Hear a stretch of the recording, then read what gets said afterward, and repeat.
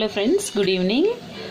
చూడండి ఫ్రెండ్స్, ఈరోజు నేను కొబ్బరి చట్నీ చాలా సింపుల్గా ఎలా తయారు చేసుకోవాలని చూపిస్తాను.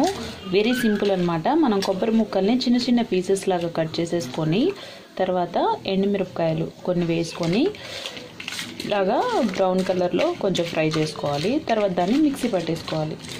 కొంచెం జీలకర్ర యాడ్ చేసుకుంటే టేస్ట్ అనేది చాలా బాగుంటుంది. సో ఇందులో కొంచెం జీలకర్ర అనేది మాత్రమే యాడ్ చేసుకున్నాను, కొంచెం టేస్ట్ కోసం అనమాట. చాలా సింపుల్ అనమాట, ఇంకా చాలా టేస్టీగా ఉంటుంది.